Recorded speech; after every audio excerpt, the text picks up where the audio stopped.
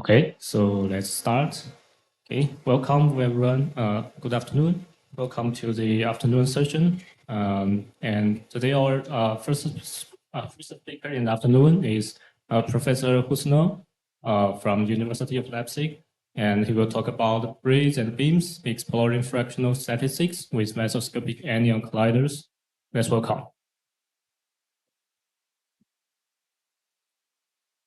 So thank you for the introduction, and let me thank the organizers for having me at this wonderful Congress and for awarding this encouraging Frontiers of Science Award. So I would like to start by acknowledging my collaborators, Ivan Levkivsky and Bert Halperin, and you can see from their friendly smiles that it was a lot of fun working with them. And since I wasn't quite sure what type of audience to expect, since the topics at this Congress are quite broad, I'm starting with some general introduction to the quantum Hall effect and anyons. In case you know already everything, please let me know, and then I'll go faster and skip over some of the slides. So I would like to first motivate why considering quantum statistics is an interesting topic.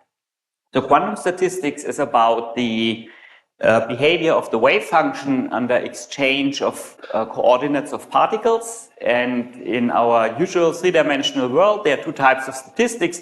They can be either plus sign or minus sign, and they correspond to fermions and bosons. And now you could ask whether the sign really matters. And in practice, it is a world of a difference. Fermions form a dissipative metal in its ground state, at least usually, whereas bosons form a superfluid, so two states of matter which have very different properties. In two-dimensional systems, this notion of quantum statistics can be extended in an interesting way. So let us consider as an example the quantum Hall effect. So these are electrons confined to two dimensions in a strong external magnetic field. And I want to consider the fractional quantum Hall effect where electron repulsion plays a role. And so I have a ground state which is described by a wave function which depends on all the electron coordinates, and obviously it's antisymmetric in the electron coordinates. But then there are coordinates for the location of quasiparticles, and these coordinates are separate from the electron coordinates, so they are symbolized, the four quasiparticles, by these points. The state has an energy gap with regards to further excited states, and so one can define the concept of adiabatic motion. And if one moves, if one exchanges the position of two of these quasiparticles, so these are the capital R coordinates adiabatically, then the wave function is multiplied by a complex number, which is the exponential of a phase factor. And for the 1/3 Laughlin state, this phase factor would be pi/3. And the topic of my talk is a suggestion which ultimately has been implemented experimentally to measure this unconventional quantum statistics. So these experiments were done in two-dimensional electron systems. So traditionally, these were semiconductor heterostructures made out of aluminum gallium arsenide and gallium arsenide, and electrons are confined near the boundary between these materials. More recently, the experimental platform has transitioned to graphene, which is natively two-dimensional. And in this setup, one can perform Hall effect measurements. So one has a source contact for current, a drain contact, and then one can measure the transverse voltage and define the Hall resistance as the ratio between the transverse voltage and the current. And alternatively, one can use a local description in terms of the Hall resistivity, which relates the current density in x direction to the electric field in y direction. In two dimensions is a special case in the sense that the Hall resistance is essentially the same as the Hall resistivity. And the classical prediction for the Hall resistivity at low magnetic fields is that it's proportional to the magnetic field, inverse proportional to the carrier concentration. That's why it's usually, traditionally, it's used as a probe for the carrier concentration. However, if one goes to the regime of strong magnetic fields, the picture is quite different. So this is the classical regime, Hall resistivity proportional to magnetic field, and then one observes plateaus in the Hall resistivity.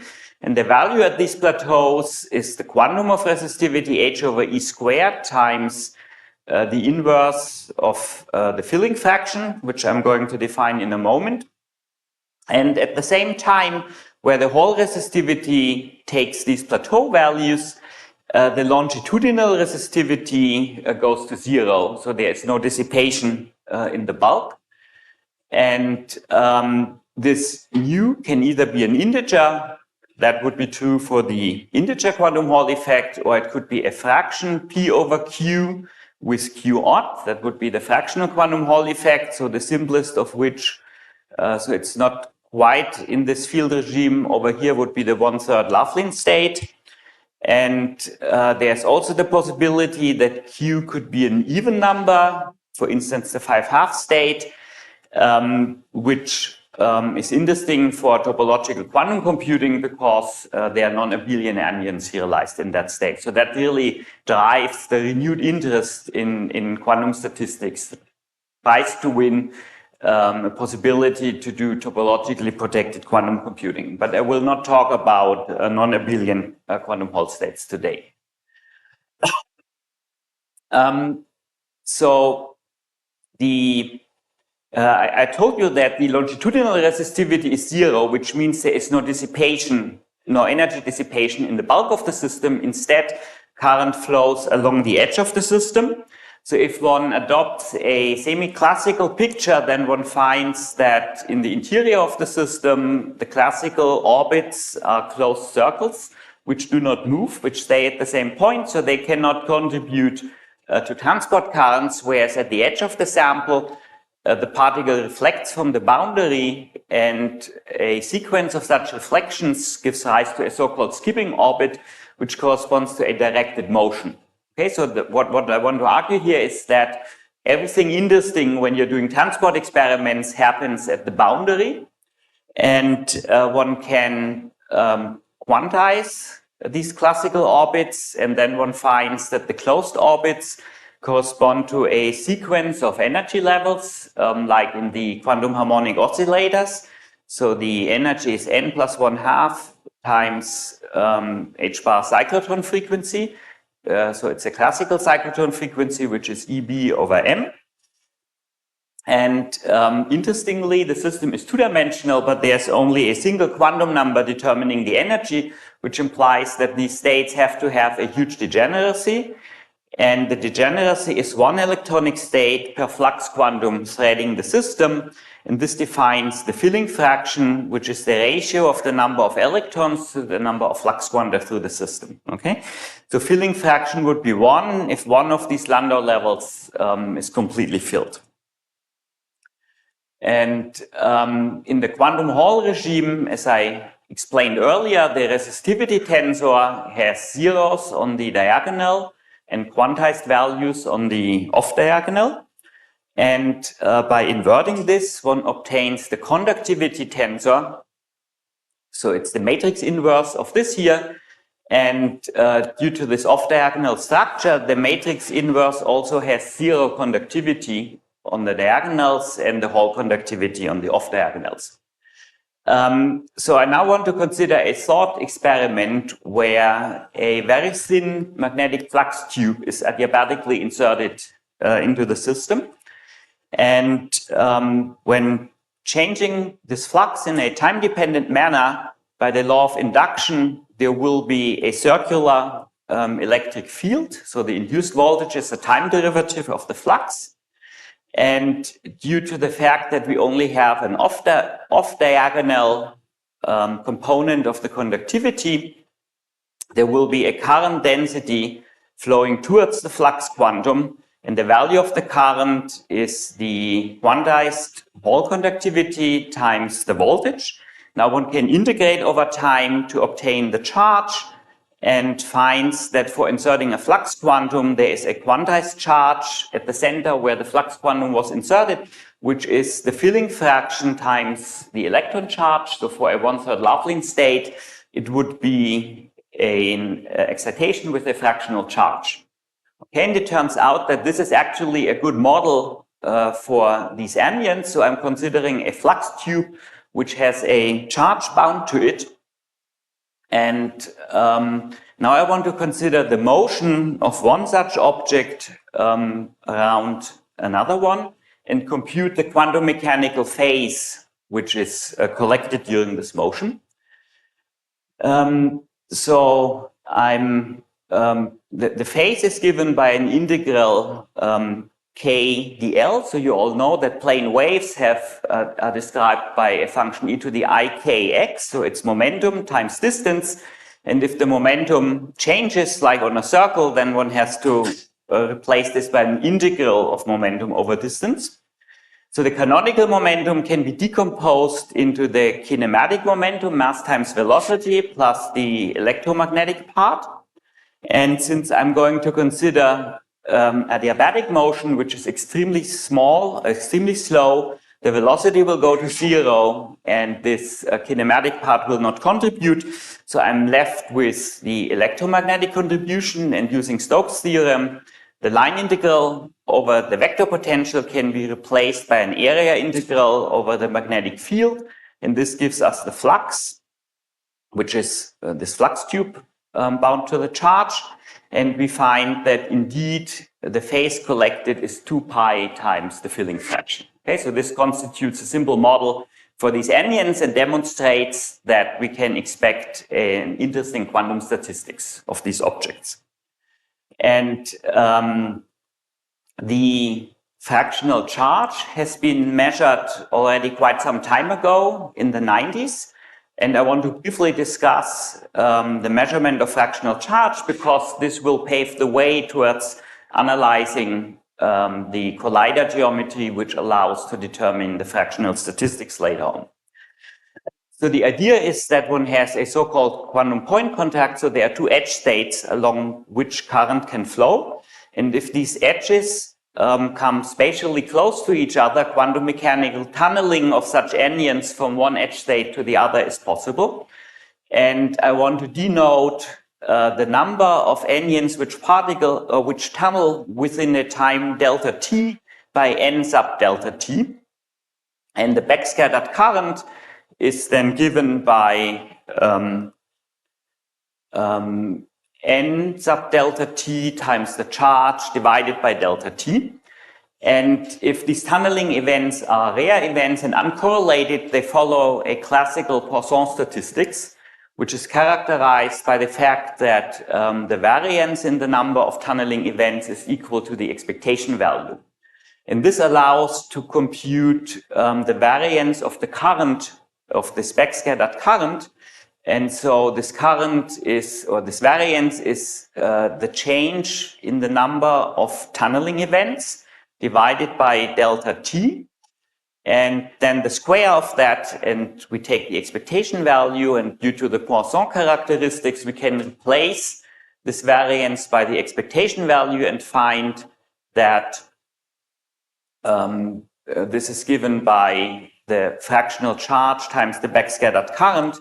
And now one can define a so-called Fano factor, which is the actual current variance, which is also called current noise, divided by the backscattered current times the electron charge. And this ratio was used to measure the fractional quasi-particle charge. And these beautiful experiments were performed in the late 90s concurrently at the Waxman Institute and in Paris for my French group. Okay, that was in the early 90s, but measuring these exchange statistics turned out to be much more difficult. And that's what I want to talk about now in the following time. There are different suggestions of how to measure this statistics. So one suggestion involves interferometers And it also has been realized in the last 5 years, but I'm not going to talk about interferometers. Instead, I want to talk about colliders.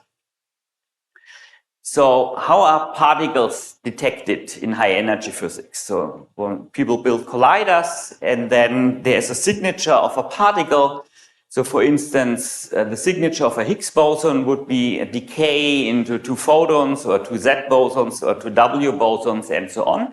So we need to understand what is the signature of a given particle, and what I want to discuss now, what is the signature of these fractional quantum statistics in a collision process. So a Anyon collider would look as follows. So this is a schematic. So one has an edge state which is to which a voltage is applied. Then one has a first quantum point contact. Across this quantum point contact, anyons can tunnel. So that's like in the noise setup, which I just discussed. So this produces a dilute beam of anyons. And then one has a second voltage biased edge state, a second quantum point contact, which also produces a dilute beam of anyons.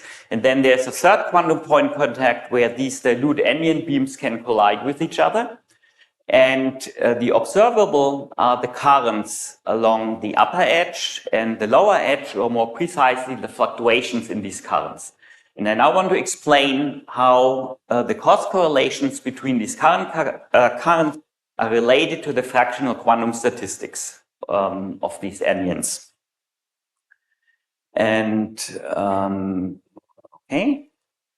So I want to mention that this experiment was realized in 2020, and that's probably the reason why I'm giving this talk here, because it's a proposal which actually turned out to be useful for experiments.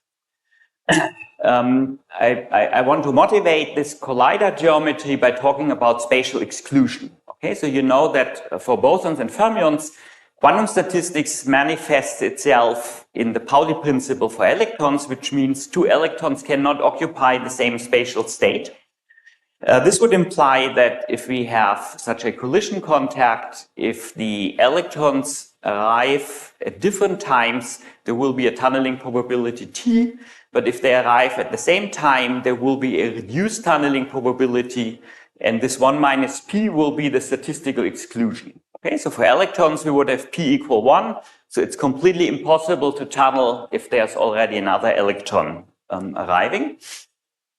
So we have a single particle tunneling probability T and a reduced probability when 2 particles would continue together. And now one can ask the question how anyonic exchange statistics is related to this spatial exclusion. So one can solve the problem for fermions by using a scattering matrix approach. I'm not going to go through the details. I just want to mention there's the probability T for tunneling across the quantum point contact, and a dilute beam of electrons in energy space is described by a so-called double step distribution. So there is the usual Fermi distribution step at 0 energy, but then there is a tiny probability T up and T down, which comes from these source quantum point contacts to occupy energies up to a voltage V. And using these distribution functions, one can compute the cross correlations between current fluctuations, and one finds that it depends on the square of the difference of the transmissions of the source quantum point contacts. So that probability that anyons tunnel into the upper edge is denoted by T upper, the probability that they tunnel into the lower edge by T sub D. And when the bias currents are equal, when T upper equal TD, then these cross correlations will vanish, in agreement with the idea that tunneling is not possible if 2 electrons arrive at the same time. Okay, so it seems that these cross correlations may be a useful tool for identifying quantum statistics. I further want to motivate this by considering a classical lattice model where particles are sitting at lattice sites and move from one side to the next within a time step. And there are occupation probabilities. Oops, okay, what did I do now? There are occupation probabilities T upper and TD. which are related to the transformations of the source quantum point contacts. And there is a tunneling probability T if only one particle arrives, and a reduced tunneling probability when two particles arrive at the same time for them to continue together. So this defines a classical stochastic process which can be solved without too much effort, and one finds for the current cost correlations that they are indeed proportional to this exclusion probability 1 minus p. Okay, so for p equal 1, which would be fermions, this classical model gives us a 0 in agreement with the full quantum mechanical calculation. And we would expect that as a function of this quantum mechanical exclusion, that this would be reflected in the strength of these current correlations. So that's the motivation why it may be useful to analyze such a collider geometry. I also want to mention already now that these correlations are proportional to the occupation probabilities T up and T low, which is plausible in the sense that in order to see this effect, two particles have to arrive simultaneously at the collision QPC. Okay, and so the strength of these correlations is proportional to this probability to have two particles arrive at the same time at the collision QPC. Okay, so that's the end of the motivation. Now I want to start discussing the description of quantum mechanical anyons. Okay, so I'm not going to go into all the details. I'm just going to give you the important parts of the calculation. So you may know that these anyons can be described as exponentials of bosonic fields. That's a technique which is called bosonization, and which I do not have time to explain now in detail. So let's take this for granted. So the idea is that this phi is essentially the phase of the quantum mechanical wave function of these anyons. So there's a tunneling operator which annihilates an anyon at the upper edge and creates an anyon at the lower edge. So it's a minus I, which is the complex conjugate of this plus I. So we have these boson fields at the upper edge and at the lower edge. We can express the tunneling Hamiltonian as the sum of the tunneling operator and its Hermitian conjugate. And one can define an operator for the tunneling current, which tunnels through a QPC, as the difference between the Hermitian conjugate and this operator. And the charge density, so the density of anyons, is related to the derivative of this boson field divided by 2 pi. Now one can derive expressions for the expected tunneling current and the current fluctuations for tunneling through a QPC in terms of expectation values of the commutator or the anti-commutator of this tunneling operator with its Hermitian conjugate at two different instances in time. So the object which we need to understand is the expectation value or the correlation function of the tunneling operator at some time t with its Hermitian conjugate at time 0. And usually when doing this bosonization, one uses the fact that this field phi has a Gaussian statistics, and that one can relate the expectation value of such exponentials to the exponential of an expectation value. Okay, and now the interesting thing about non-equilibrium, so if I have these dilute beams of anyons arriving, is that this relation breaks down. Okay, this relation is valid for Gaussian statistics, which corresponds to a Boltzmann factor of a quadratic Hamiltonian, but this is not valid in non-equilibrium, and so we have to find a way of computing such an expectation value in non-equilibrium. The initial condition is what I described earlier, that I have these source QPCs, and that I have two dilute beams of anyons arriving at the collision QPC. That's the boundary condition or initial condition. Yeah, thanks. Okay, so the equilibrium correlation function without these dilute anyon beams is well known. It's the usual power law decay characterizing a Luttinger liquid.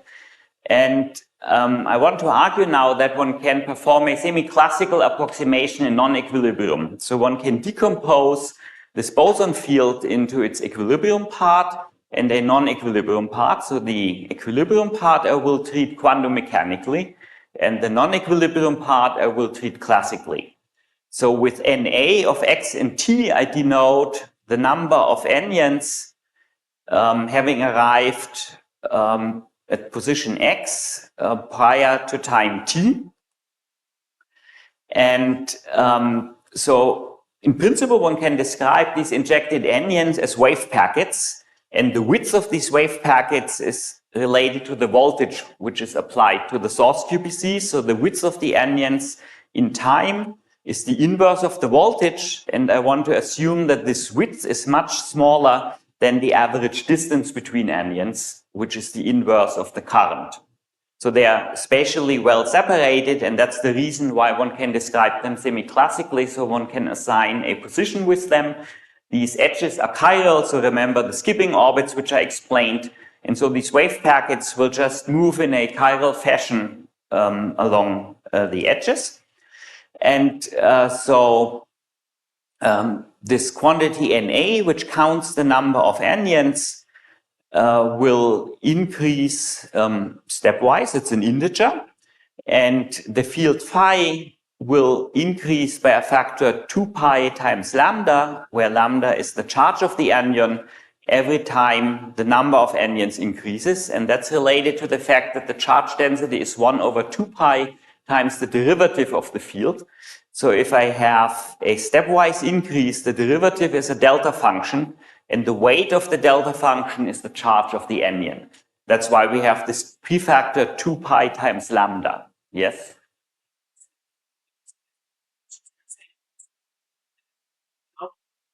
Mm-hmm.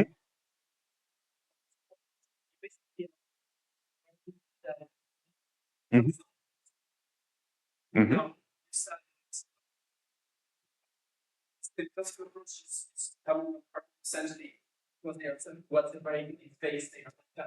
Yeah.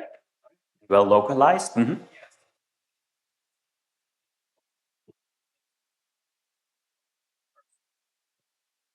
Well, it's the Poisson distribution, which I described earlier, which arises from this uncorrelated tunneling of anyons through the first quantum point contact. That's what I'm going to use in a moment. Okay? No, it's the right question to ask. Okay, so lambda at the moment is the charge of the injected quasiparticles, and I'm going to discuss about the relation of this lambda to the fractional exchange phase later, but for the moment it's a charge. And okay, so I need to take this expectation value, and it decomposes into a quantum mechanical equilibrium expectation value and a classical non-equilibrium expectation value, which involves the difference in this number of quasiparticles between time 0 and time t. So that's exactly this ends up delta t, which I discussed earlier when discussing this noise. And this quantity is a classical Poisson distributed stochastic variable whose expectation value is given by the current of this dilute anyon, the average current times the time divided by the charge of the object. And the distribution function P of n is the Poisson distribution. So its expectation value to the power n divided by n factorial. And with this, we can compute this expectation value. So it's the expectation value over the number of anyons which have arrived, and the phase shift or the change in the boson field, which is 2 pi lambda. And that's the characteristic function of the Poisson distribution, and it can be easily evaluated by averaging over this distribution. And I'm using the fact that this proportionality to n can be written as an exponential of the exponential.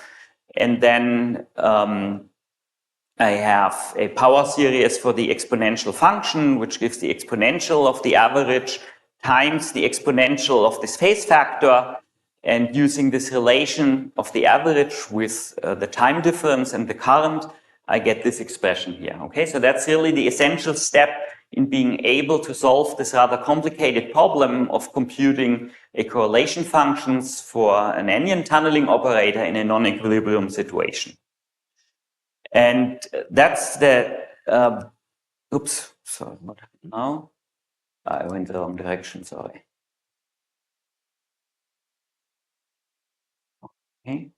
And that was the technical prerequisite which we really needed to address this problem, and that's what Ivan had developed previously. And that's allowed us to do a calculation, and it turns out that the problem is non-perturbative. I don't have time to go into this. So perturbation theory in the tunneling strength of the source quantum point contacts is not going to work. It will diverge. So one really needs this non-perturbative method.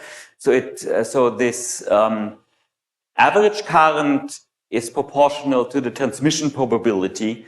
Okay, and we see that that's a non-perturbative result in the transmission probability of the source QPCs. Okay, so that's the correlation function. Now we can insert this correlation function into the integrals which I described, and then one gets an expression for the current. And this has an interesting property now. So it's an integral over time, and there is a sine function which is proportional to time. But then it has a proportionality factor, which is again the sine of this phase shift.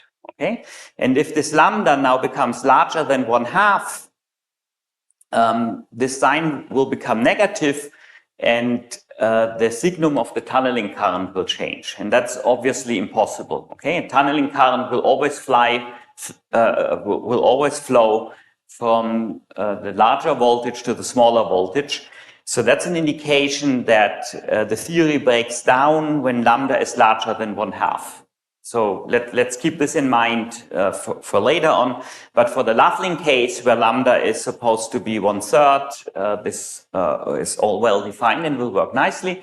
So one can also compute the current fluctuations and find explicit expressions for them. But I don't want to go into this in too much detail.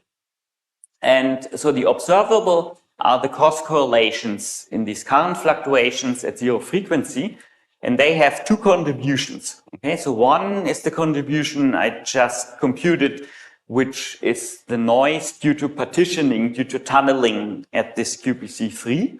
And then there's a second contribution, that is the fact that the average incoming currents, which are fluctuating objects in themselves, will be partially transmitted through this collision QPC and partially reflected. So that's the equivalent of Johnson-Nyquist noise. So maybe you know that if you have a resistor between two thermal reservoirs, so these are two fluctuating sources, this will give rise to noise. And it's the same thing here. We have fluctuating incoming currents described by this Poisson distribution, and they will also give rise to noise. And this relation which we derived is a generalization of the Johnson-Nyquist noise to a non-equilibrium situation. So in a way, it's a generalization of the fluctuation dissipation theorem to a fully non-equilibrium situation in such an interacting system. And I explained previously that in order to derive a meaningful quantity, this noise needs to be normalized. Okay, for measurement of the fractional charge, it was normalized by the average current. And here we are going to normalize by this trivial part of the current fluctuations, which are this generalization of Johnson-Nyquist noise. But before doing that, I will introduce a change of variables. So I will denote the sum of the incoming currents along the upper and lower edge. So again, that's the upper and lower edge where we have these dilute quasi-particle currents, and that's the collision QPC by I plus, and I will denote their difference by I minus. So this I minus is something like an effective voltage applied across this QPC, and this I plus is something like an effective temperature, because it measures the amount of fluctuations arriving in these two edges. And then one can normalize these current fluctuations by this trivial part of the noise. And then all these non-universal parameters like tunneling amplitudes and so on cancel out. and one finds a very simple result. At least the result is very simple when the two currents are equal, when this I minus is 0. So that's why it's called P of 0. So everything a non-universal drops out, and we just get a number which involves the filling fraction, which is 1 over an odd integer for a Loveline state. And for the 1/3 Loveline state, this turns out to be -2. Okay, so that's the signature. These normalized cross correlations are -2, and I explained earlier why it should be related to quantum statistics in terms of spatial exclusion. So we can compute this normalized noise power in the classical case, and one also finds that it's negative if this exclusion probability is less than 1. So this indicates that this negative cross correlations is indeed an indication for anyonic quantum statistics. And we also computed this for different ratios of I minus over I plus and for different Loveline states. So that's 1/3, 1/5, and 1/7. Okay. And so this P of 0 is a robust signature of anyonic statistics. But I would also mention that the quantum mechanical result is much more universal than the classical one. So in the classical one, there is one factor of transmission probability for the source QPCs. Right? I explained earlier that the noise, these cross correlations only get a contribution when two particles arrive at the same time. And if I divide by the current, I divide by one of these factors, and one factor is left. Whereas in the quantum mechanical case, it's independent of the source probabilities. And I will come back to what this means in a moment. But first, so the experiment, the first experiment was done in the group of Gwendal-Fev and was published in Science in 2020. And they computed, they measured, sorry, not, they measured this curve. So that was our theoretical prediction, and their measurement agreed pretty well with our prediction, and that was the first experiment which found evidence for this anyonic quantum statistics. And later on, there were extensions and independent confirmations of these results from the group of Frederick Pierre and Motti Heiblum at the Weizmann Institute. Okay, so that's sort of the first part of the story about our motivation, our theory, this non-equilibrium bosonization, and the agreement with experiment. Now I'm going to discuss some extensions of the theory and its interpretation. Yes?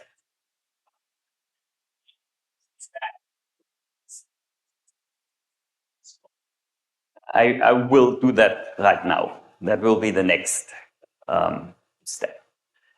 So it's the interpretation in terms of exchange statistics. And in order to understand that, it turns out to be useful to generalize the formalism to hierarchical quantum Hall states, which have several bosons fields. So this I is now the type of boson, and then the commutator is described in terms of a so-called inverse K matrix, and this formalism was pioneered by Shagang Wen to characterize different types of topological order.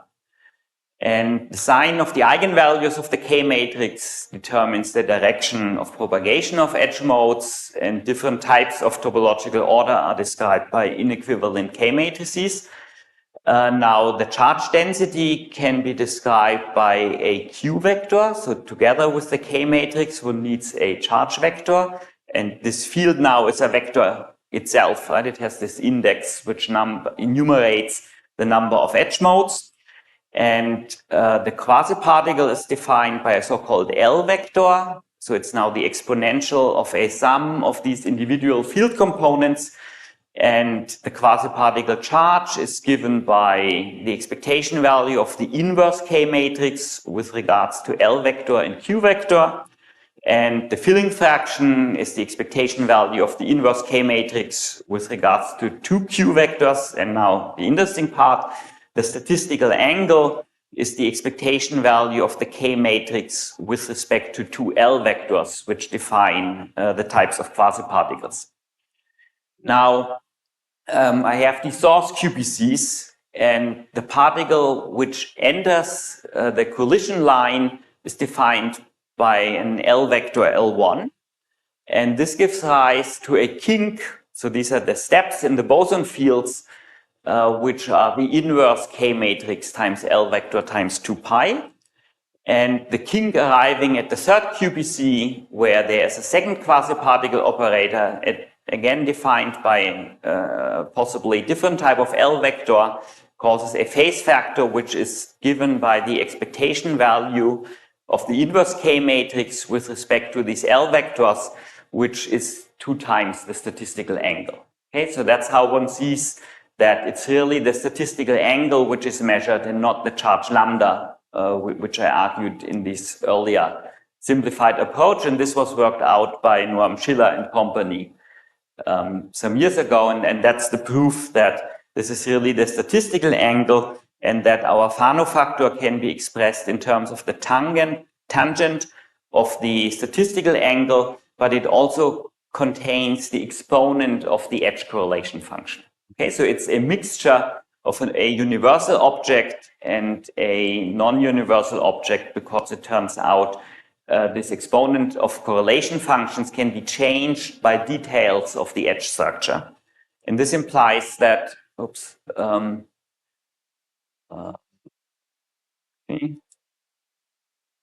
okay, back to this. So this implies that in order to determine the fractional statistics, one also needs to measure these edge correlation functions, but this can be done in practice.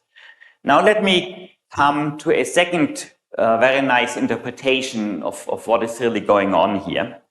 And so let's remind ourselves that we want to compute the correlation function of this tunneling operator and its Hermitian conjugate. And so this A dagger acting on the vacuum creates a quasi-particle, quasi-hole pair.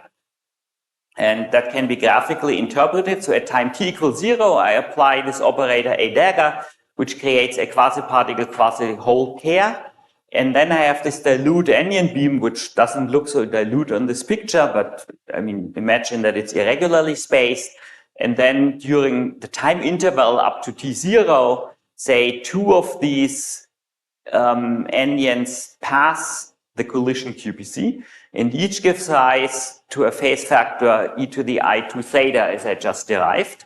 And then at time t0, the quasi-particle, quasi-hole pair is annihilated by this operator A. Okay, so far nothing new. But now there's a very interpretation in terms of a Feynman diagram. So you know that a quasi-particle, quasi-hole pair can be described by a loop with an electron propagating forward in time and a hole propagating backwards in time. And together they form a closed loop. And now one imagines that the quasi-particles passing the collision QPC are going through the center or through the inner part of this loop. And so this can be understood as time domain braiding.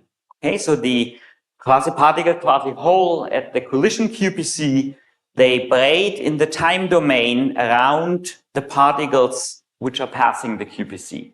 And this interpretation was put forward by Sim and collaborators, and I think it illuminates in a nice way the physics and why what happens at this third QPC really has something to do with Anyon braiding, but it's not Anyon braiding in space, it's Anyon braiding in the time domain.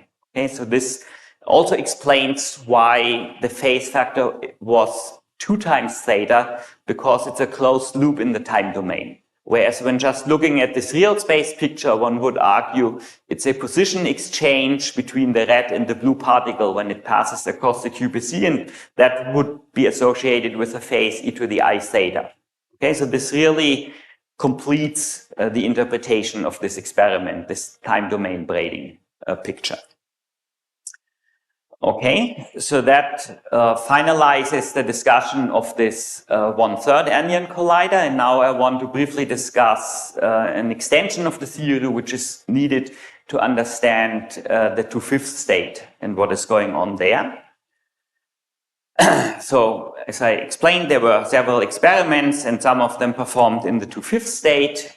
And in the 2/5 state, a generalized Fano factor on the order of minus 0.5 was observed. So it's -2 for the 1/3 state and minus 0.5 for the 2/5 state. And obviously, that's a challenge for theory to explain this result.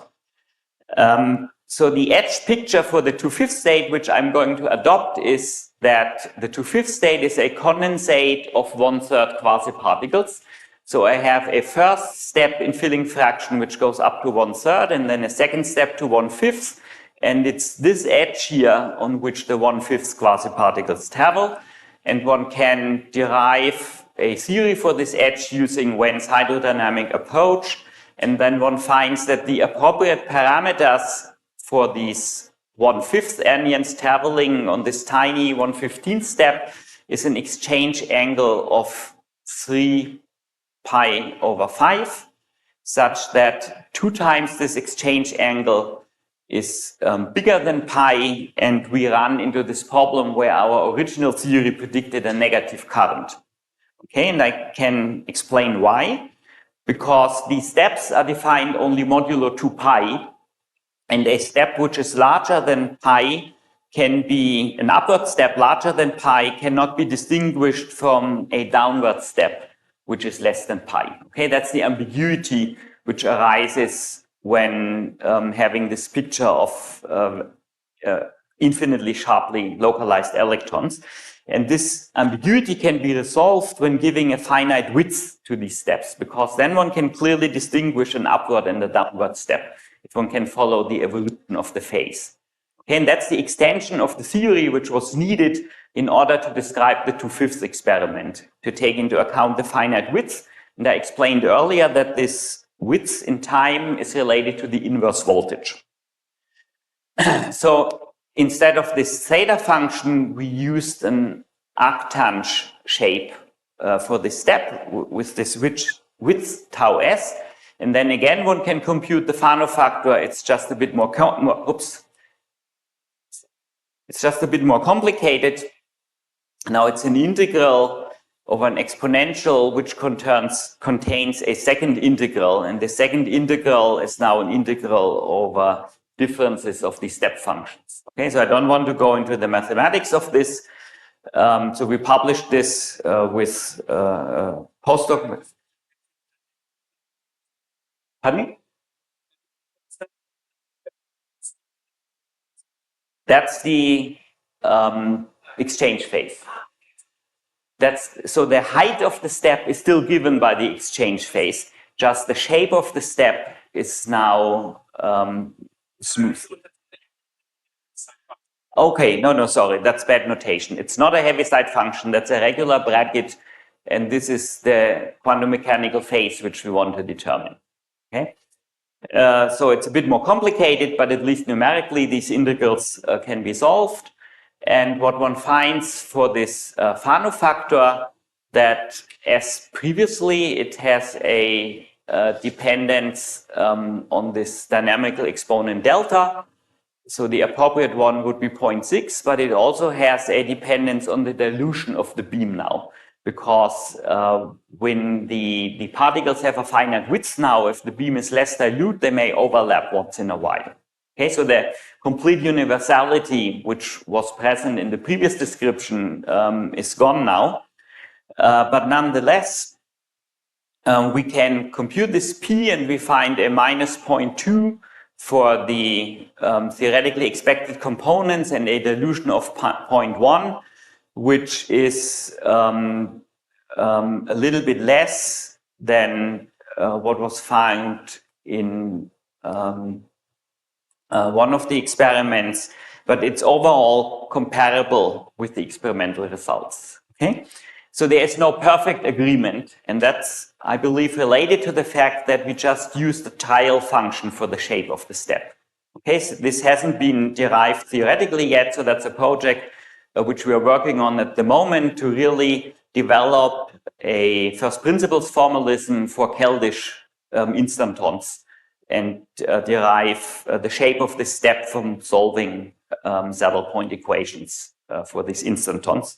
But the previous theory gave the wrong sign. I think it gave a p of 0 of +6, and compared to that, the disagreement between minus 0.25 and minus 0.5 is not so important anymore. And it's again an indication that the experiment measures the right type of quantum statistics. Okay, yeah, so that's the question which I want to close the talk with. So what is the shape of a tunneling Anyon? And one finds that as a function of the dilution, I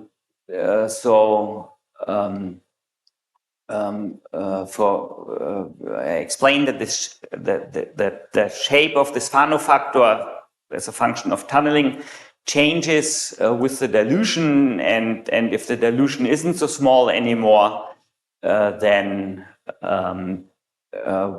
this shape matters. If the dilution is small, then previous results are recovered. And with that, I want to talk.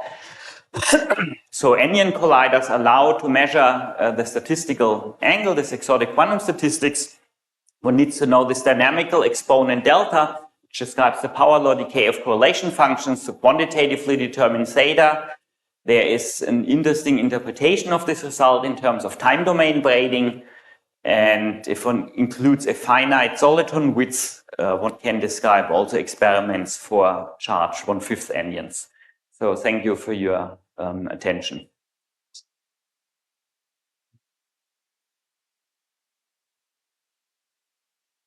You have a nice talk.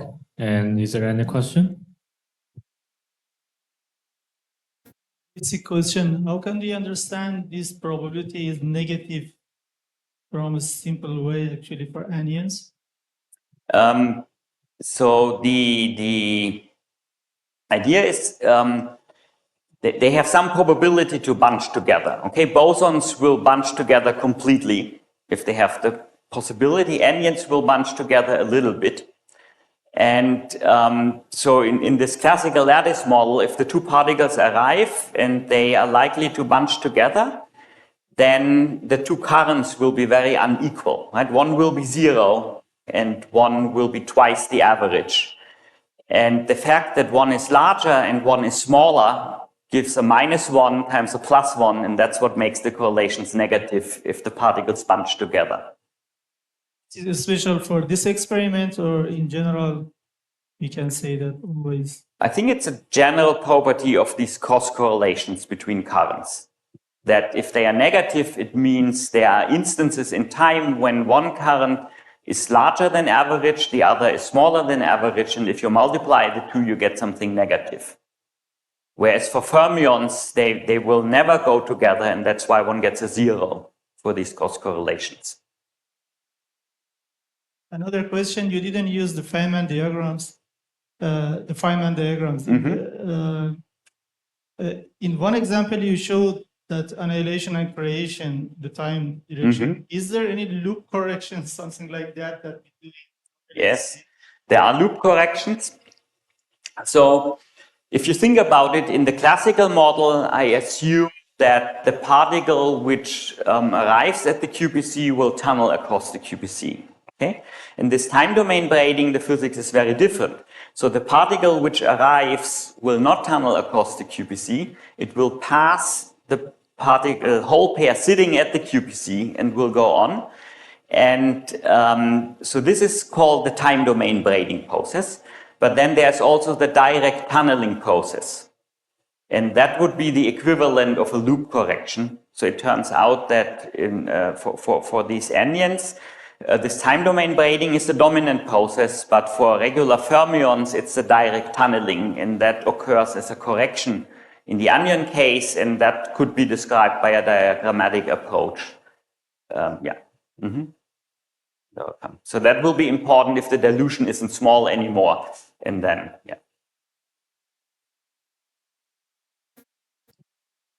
You may have explained this already, but I think the exchange statistics manifesting the commutation relation, and somehow it must enter your formalism So can you show how the commutation relation enters your formalism and gives you the correct P?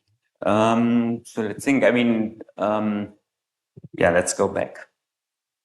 Oops. Okay, I'm not sure what I did. Let's restart it, but let's restart it at the right place. That's the right place.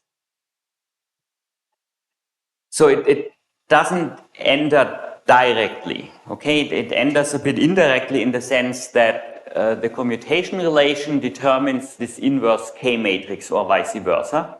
And then I went on to argue that this inverse K matrix also determines the statistical angle if two particles pass each other.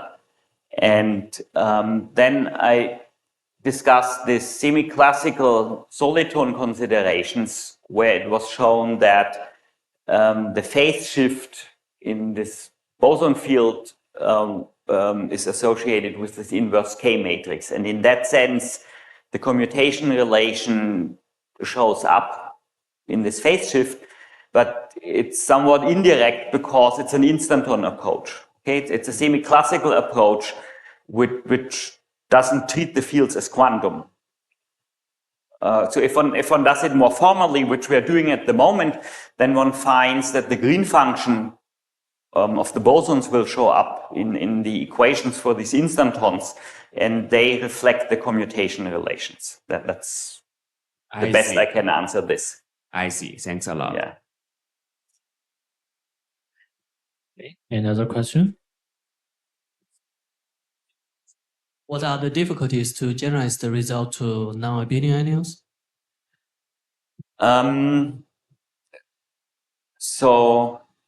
Okay, there is a first prediction from the Kim group, and they say that all these phase shifts will not be there, they are all zero. And the reason is the following. So you may know that if a 1 abelian anyon braids around another non-abelian anyon, that the number of neutral fermions in the system is changed. So there is a change in the state of the system associated with a braiding process. And according to the Bohr complementarity principle, this allows sort of to follow the paths. And this means that the amplitude is zero for such a process. So that's the result which we have at the moment, and we are interested in following up, because that's certainly true for a braid around a single anyon, but it's no longer true for a braid around two anyons. Yeah, so there is a prediction which essentially tells us that it's not very useful in determining non-abelian statistics, but I'm not 100% sure whether that's the end of the story. Any other question? Well, maybe I want to ask a question, but not directly related to your talks. So is there any experiment on three-dimensional topological orders? Well, first one would need to understand. So I think there is no experiment I know of. That's a direct answer. But let's extend the question and ask whether there could be an experiment in the future.